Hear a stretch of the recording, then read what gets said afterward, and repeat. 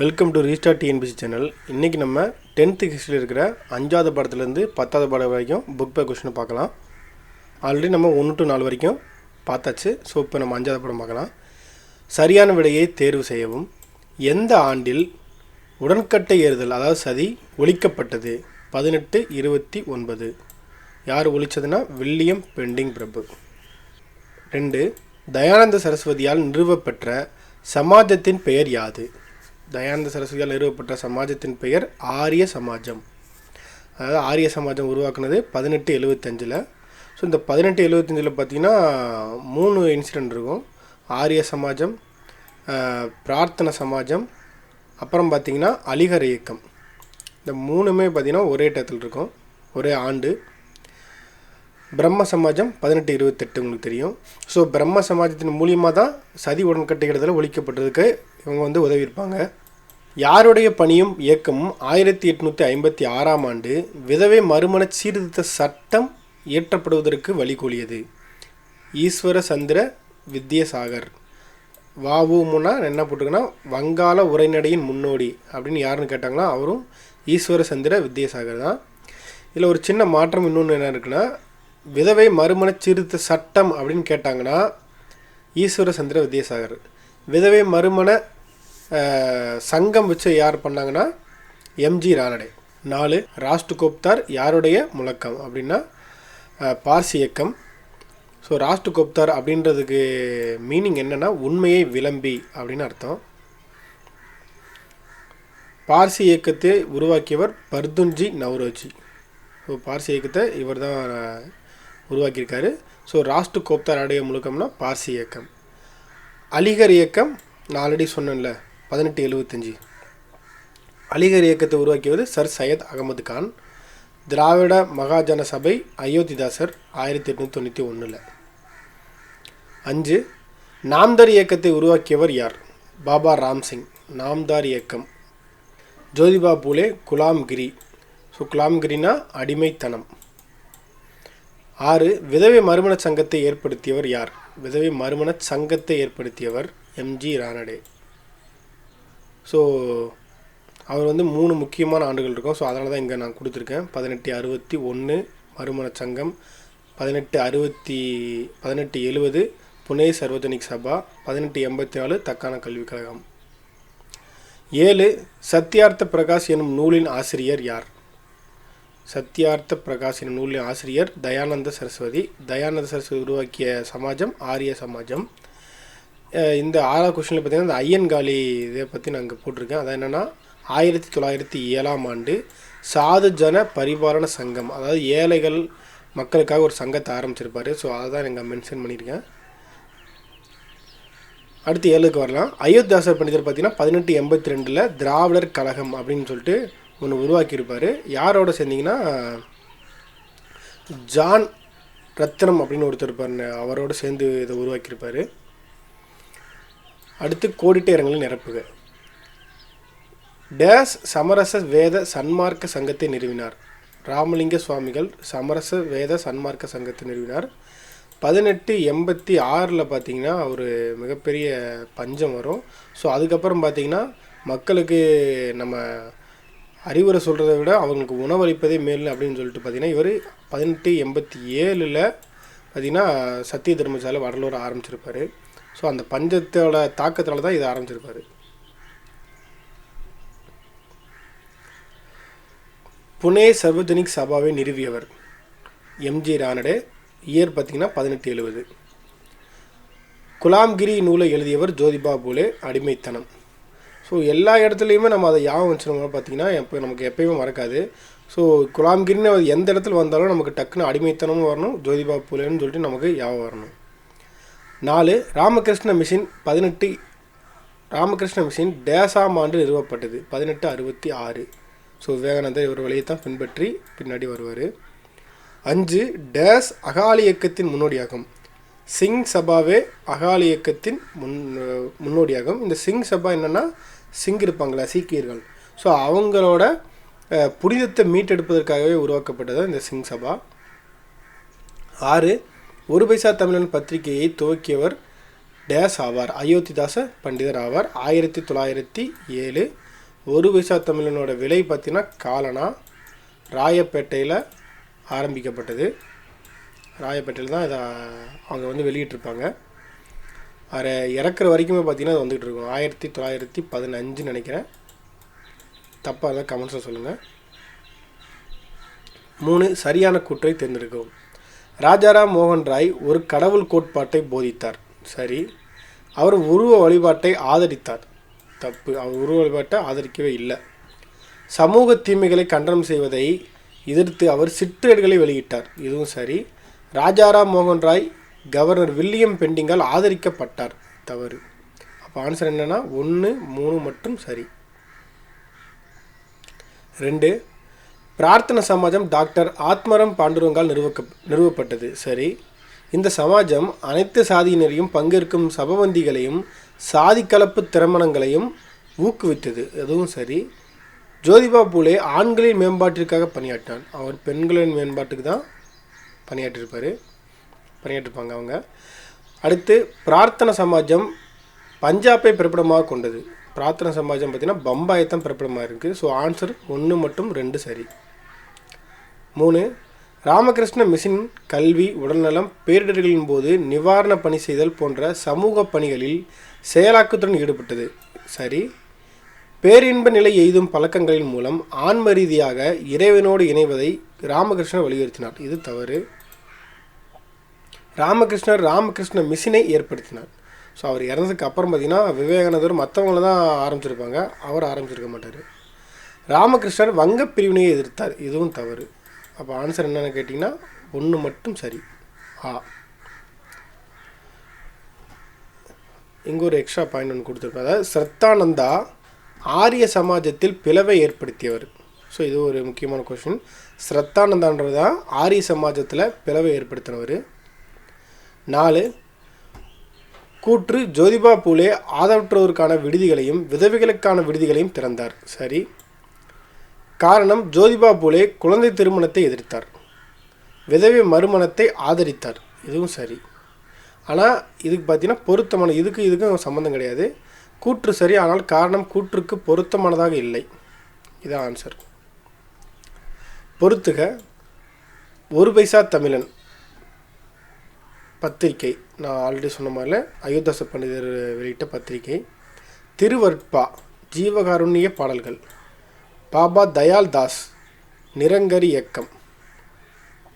அதாவது உருவத்தையே நீங்கள் வழிபடாதீங்க அப்படின்னு சொல்லிட்டு அவர் வந்து சொல்லியிருப்பார்.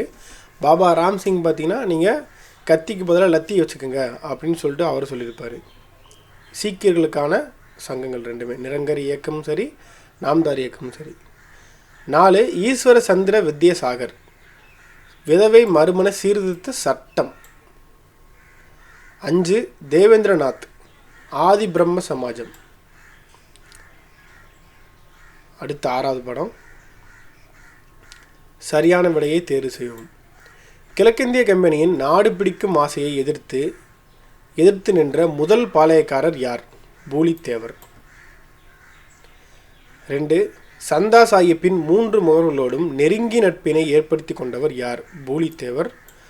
அந்த 3 முகவர்கள் யாருன்னு கேட்டிங்கன்னா இவங்க தான், மியாமன், முடிமையா, கட்டாக். 3. சிவசுப்பிரமணியனார் எங்கு தூக்கிலிடப்பட்டார்?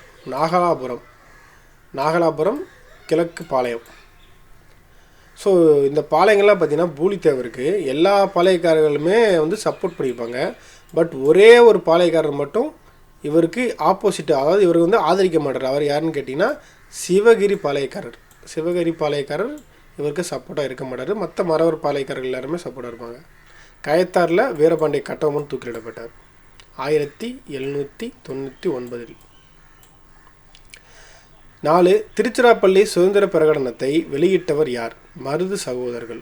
ஸோ இதுதான் இந்தியாவில் பார்த்திங்கன்னா இந்திய அந்த சுதந்திர போராட்டத்திலேயே முதல்ல எங்கள் நாட்டை விட்டு வெளியேறுங்க, இது எங்கள் நாடு அப்படின்னு சொல்லிட்டு ஒட்டுமொத்த நாட்டுக்கே ஒரு சுதந்திரத்துக்கு போராட்டத்துக்கு முன்னோடியாக இருந்தவங்க மருது சகோதரர்கள் தான். பெரிய மருது பார்த்திங்கன்னா வெள்ளை மருதுன்னு அழைக்கப்படுறாரு. சின்ன மருதுக்கு பேர் சின்ன மருது தான். பெரிய மருதுக்கு பேர் வெள்ளை மருது. 5 வேலூர் புரட்சி எப்போது வெடித்தது? 1806 ஜூலை 10.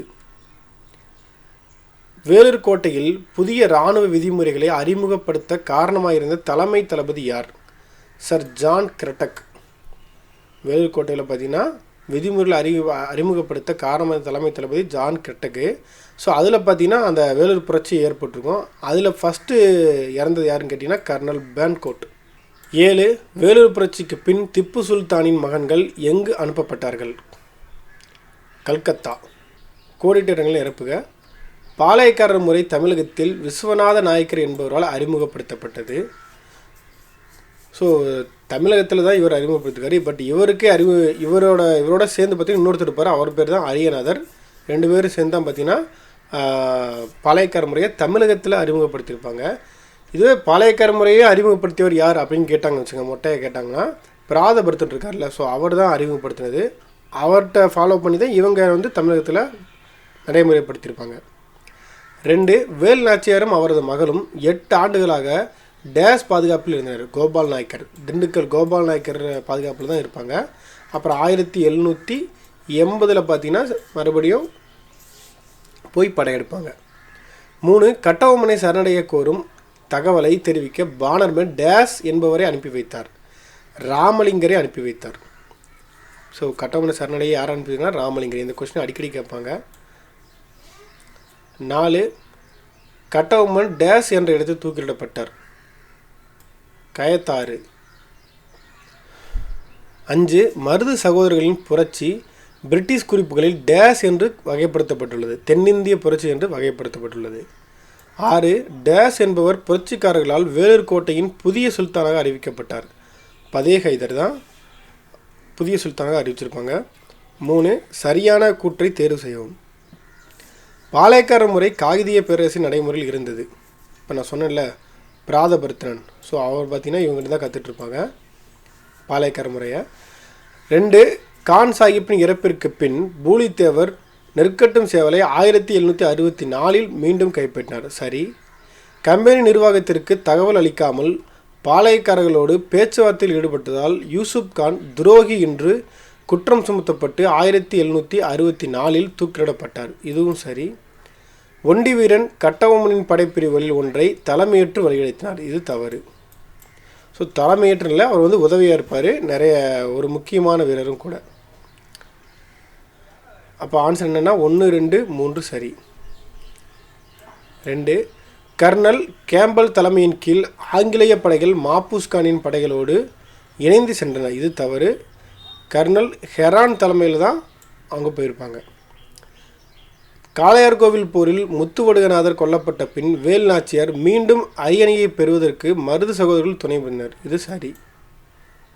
திண்டுக்கல் கூட்டமைப்புக்கு கோபால் நாயக்கர் தலைமையேற்று வழிநடத்தினார். இதுவும் சரி. காரன்வாலிஸ் மே 1799 கம்பெனி படைகளை திருநெல்வேலி நோக்கி செல்ல உத்தரவிட்டார். காரன்வாலிஸ் இல்லை, வெள்ளசிலி தான் சொல்லியிருப்பார். அப்போ இது தவறு. அப்போ 1, 2 மற்றும் 3 சரி. 3 கூற்று பார்த்திங்கன்னா பூலித்தேவர் ஹைதர் அலி மற்றும் பிரெஞ்சுக்காரர்களின் உதவியை பெற முயன்றனர். காரணம் மராத்தியர்களோடு ஏற்கனவே தொடர் போர்களில் ஈடுபட்டு கொண்டிருந்தால் ஹைதர் அலியால் பூலித்தேவருக்கு உதவ முடியாமல் போனது. ஆன்சர் கூற்று மற்றும் காரணம் ஆகியவை சரி. எனினும் காரணம் கூற்றை சரியாக விளக்கவில்லை. பொறுத்துக. தீர்த்தகிரி ஓடாநிலை. ஸோ இந்த ஓடாநிலை என்னென்ன காரணம்னா, அவர் அங்கே ஒரு கோட்டையை கட்டி என்ன தான் ஆங்கிலேய எதிர்ப்புகள் இருந்தாலும் அங்கே விட்டு அவர் நகலவே மாட்டார். ஸோ அதுக்கு பேர் ஓடாநிலை அப்படின்னு பேர் வச்சுருக்காங்க. கோபால் நாயக்கர் திண்டுக்கல், பானர்மேன் ராமலிங்கனார், சுபேதார் ஷேக் ஆதம் வேலூர் புரட்சி, கர்னல் பான்கோட் வேலூர் கோட்டை. அடுத்த படமாகலாம். சரியான விடையை தேர்வு செய்யவும். 1818 ஆண்டு கிழக்கு வங்காளத்தில் ஹாஜி ஹரியதுல்லா கீழ்கண்டவற்றில் எதனை தொடங்கினார்? ஃபராசி இயக்கம் தான் தொடங்கியிருப்பார் சரியதுல்லா. ஸோ சரியதுல்லா பார்த்திங்கன்னா டுடுமியனோட மகன் தான். வஹாபி கிளர்ச்சி டுடு மீரு. ஃபராசி இயக்கம் தொடங்கினது 1818 ஞாபகம் வச்சுக்கோங்க. கோல் கிளர்ச்சி பிந்து மற்றும் சிங். 2 நிலம் கடவுளுக்கு சொந்தம் என்று அறிவித்ததுடன் நிலத்தின் மீது வரி விதிப்பதோ வாடகை வசூலிப்பதோ இறை சட்டத்திற்கு எதிரானது என்று கூறியவர் டுடுமியான். ஸோ அதாவது ஃபராசி இயக்கத்தை ஃபஸ்ட்டு தொடங்கினவர். அதுக்கப்புறம் அவன் மகன் அப்போயே வாரிசு அரசியல் பண்ணியிருக்காங்க. அப்படி பண்ணது யாருன்னா டுடுமியார் வாகாபி கிளர்ச்சி நம்ம ஏற்கனவே சொல்லிட்டோம். சித்து மற்றும் கனு சந்தலேகர்கள். சரியதுல்லா ஃபராசி இயக்கம். ஒவ்வொரு 4 ஆப்ஷனையுமே நீங்கள் தெரிஞ்சு வச்சிட்டிங்கன்னா நீங்கள் நல்லா படிச்சிட்டிங்க அர்த்தம். ஸோ 4 ஆப்ஷனுமே உங்களுக்கு தெரியுது இது என்னென்னு சொல்லிட்டு நீங்கள் நோட் பண்ணுற அளவுக்கு வந்துட்டிங்கன்னா நீங்கள் நல்லா படித்து தேறிட்டிங்கன்னு அர்த்தம். அதே மாதிரி தான் கூற்று மற்றும் காரணங்கள். 3 நிரந்தர குடியிருப்பின் கீழ் ஜமீன்களை உருவாக்கும் திட்டத்தின்படி தங்கள் சொந்த நிலத்தை விட்டு விரட்டப்பட்டவர்கள் யார்? சாந்தலகர்கள். அதாவது சித்து மற்றும் கனு இருப்பாங்களே அவங்க தான் ஜமீன்களுக்காக அவங்கள சொந்த இடத்தை விட்டு வெளியேற்றிருக்காங்க. 4 கீழ்காண்போரில் தீவிர தேசியவாதி யார்? பிபின் சந்திரபால். ஸோ இந்த பிபின் சந்திரபால் பார்த்திங்கன்னா ஒரு முக்கியமான ஆள். நம்ம பாரதியார் இருக்கார்ல, ஸோ அவர் பார்த்திங்கன்னா இவருக்கு ஒரு புகழ்ந்து ஒரு பாட்டு எழுதியிருப்பார். அதுக்கு பேர் பார்த்திங்கன்னா பிபின் சந்திரபால் துதி. பிபின் சந்திரபால் துதி. வங்காள அமைதியின்மையின் தந்தை கேட்டிங்கன்னா அவர் தான். வங்காள ஒருங்கிணைப்பின் முன்னோடி அப்படின்னு அவர் சொன்னல, அதாவது ஈஸ்வர சந்திர வித்யாசாகர். ஸோ இந்த வங்காளம்னு வந்தால் இதெல்லாம் ஞாபகம். வங்கப்பிரிவினை எந்த நாளில் நடைமுறைக்கு வந்தது? 1905 அக்டோபர் 16. அதுக்கு ஏற்படுத்தியவர் கர்சன் பிரபு. இவர் தான் பஞ்சாயத்து சட்டம் அப்படி இப்படின்னு நிறைய கொண்டு வந்து, பல்கலை சட்டம் நிறைய கொண்டு வந்து பார்த்திங்கன்னா வங்கப்பிரிவினுக்கு முக்கிய காரணமாக இருப்பார். 6 சோட்டா நாக்பூர் குத்தகை சட்டம் எந்த பின்னணியில் ஒரு நிறைவேற்றப்பட்டது? சோட்டா நாக்பூர் குத்தகை சட்டம் பார்த்திங்கன்னா முண்டா கிளர்ச்சி அது மூலியம் தான் நிறைவேற்றப்பட்டுக்கு. ஸோ முண்டா கிளர்ச்சினாலே குண்டை கட்டின்னு ஞாபகம் வந்துடணும். இண்டிகோ கிளர்ச்சி நீல் தர்பன் தீன் பந்த் 1908 அது வந்து நிறைவேற்றப்பட்டிருக்கு. 7 1916 ஏப்ரலில் தன்னாட்சி இயக்கத்தை முதலில் தொடங்கியவர் யார்? திலகர். நீல்தர்பன் நாடகம் மூலமாக இண்டிகோ பயிரிடும் விவசாயிகளின் இன்னல்கள் குறித்து ஆங்கிலேயரின் கவனத்துக்கு கொண்டு சென்றவர் யார்? தீன்பந்து மித்ரா. 2 கோடிட்டிடங்களை நிரப்புக. மன்னராட்சிக்கும் நில சுவான்தாரர்களுக்கும் எதிரான டேஸ் இயக்கம் 1827 வாக்கில் தொடங்கப்பட்டது. வாகாபி இயக்கம் வாகாபி கிளர்ச்சி. டுடுமீர். 2 சோட்டா நாக்பூர் பகுதியில் நடந்த மிகப்பெரிய பழங்குடியினர் கிளர்ச்சி கோல் கிளர்ச்சி. டேஸ் சட்டம் பழங்குடியினர் அல்லாத மக்களை பழங்குடி நிலத்தில் நுழைய தடை விதித்தது. குத்தகை சட்டம் 1908. நான் மேலே பார்த்தோம்னா அதே கொஷின் தான். சோட்டா நாக்பூர் சட்டம் நிறைவேற்றப்பட்ட ஆண்டு 1908. WC பானர்ஜி இந்திய தேசிய காங்கிரஸின் தலைவராக தேர்ந்தெடுக்கப்பட்ட ஆண்டு 1885. அப்போ தான் பார்த்திங்கன்னா காங்கிரஸே உருவாகுது. ஸோ இவர் தான் ஒழுங்குமுறை சட்டம் கொண்டு வர்றாரு 1855. இவர் தான் பார்த்திங்கன்னா காங்கிரஸின் ஞானத்தந்தை WC பானர்ஜி. சரியான கூற்றை தேர்வு செய்யவும். மீர் ஜாபரிடம் இருந்து 2,25,00,000 ரூபாயை வாங்கிய கிழக்கிந்திய கம்பெனி அதனை பிரிட்டனில் தொழில் புரட்சி மேம்பட முதலீடு செய்தது. சரி. 1832-31 அரசு அதிகாரிகள் மற்றும் கடன் கொடுப்போருக்கு எதிரான கிளர்ச்சியை கோல் மக்கள் ஒருங்கிணைத்தனர். ஸோ அதை அப்படியே மாற்றி போட்டிருக்காங்க. 31-32 தவறு. 1855 சாந்தலர் கிளர்ச்சிக்கு சித்து கனு ஆகிய 2 சாந்தலர் சகோதரர்கள் தலைமையேற்றனர். சரி. 1879 சந்தலர்கள் வசம் இருந்த பகுதிகளை ஒழுங்குமுறைப்படுத்த ஒரு சட்டம் நிறைவேற்றப்பட்டது. 1855 தான். ஸோ அதனால் இதுவும் தவறு. ஆன்சர் 1, 2, 3 சரி. ஸோ இது இங்கே பிரிண்டிங் மிஸ்டேக்காக கொடுத்துருக்கான்னு நினைக்கிறேன். 31-32 தான். ஆக்சுவலாக இது சரி தான். அதனால தான் 1, 2, 3 சரி, 4 தவறு. 2 காலனி ஆட்சி பற்றிய பொருளாதார விமர்சனத்தை செய்து ஆரம்பகால இந்திய தேசியவாதிகள் மிக முக்கியமான பங்களிப்புகளில் ஒன்றாகும். சரி. இந்தியாவில் வறுமை அதிகரிக்க சமய ரீதியிலான சுரண்டலே மிக முதன்மையான காரணம் என்று ஆரம்பகால காங்கிரஸ் தலைவர்கள் தெரிவித்தனர். சுயராஜ்யம் அல்லது தன்னாட்சியை எட்டுவதே மித தேசியவாத காங்கிரஸ் தலைவர்களின் குறிக்கோள்களில் ஒன்றாக இருந்தது. இது சரி. வங்காளத்தின் ஆதிக்கத்தை குறைப்பதையும் தேசியவாத இயக்கத்தை வலுவிழக்கச் செய்வதையும் குறிக்கோளாக கொண்டு வங்க பிரிவினை நடந்தது. இதுவும் சரி. அப்போ 1, 3, 4 சரி, 2 மட்டும் தவறு. 3 கூற்று இந்திய வரலாற்றில் முதன்முறையாக காலனி ஆட்சியின் கீழ் அரசு வனங்களின் மீது நேரடி தனியுரிமை கோரியது. இண்டிகோ விவசாயம். காரணம் என்னென்னா, இண்டிகோ விவசாயம் செய்யுமாறு விவசாயிகள் நிர்பந்திக்க தொழில் செய்வோர் மிரட்டல் மற்றும் வன்முறையை கையாண்டனர். கூற்று மற்றும் காரணம் இரண்டுமே சரி, ஆனால் காரணம் கூற்றுக்கான சரியான விளக்கம் அல்ல. 4 கூற்று பிரிட்டிஷ் அரசு 1857ஆம் ஆண்டின் கிளர்ச்சியை இரும்புக்கரம் கொண்டு அடக்கியது. சரி. காரணம் மையப்படுத்தப்பட்ட நிர்வாகம் இல்லாதால் கிளர்ச்சி தோல்வி கண்டது. இதுவும் சரி. அப்போ ஆன்சர் கூற்று மற்றும் காரணம் இரண்டுமே சரி, அத்துடன் காரணம் கூற்றுக்கான சரியான விளக்கமாகும். பொறுத்துக. வாகாபி கிளர்ச்சி டுடுமீர், முண்டா கிளர்ச்சி ராஞ்சி, பேகம் ஹஸ்ரத் மஹால் லக்னோ. பேகம் ஹஸ்ரத் மஹால் பார்த்திங்கன்னா லக்னோவில் இருக்குது. கன்வர் சிங் பீகார். தீரன் படத்தில் வர ஹிந்திக்காரங்க பேர் மாதிரி இருக்குது. கன்வர் சிங் பீகார். நானா சாஹிப் பேஸ்வா இரண்டாம் பாஜிராவ்.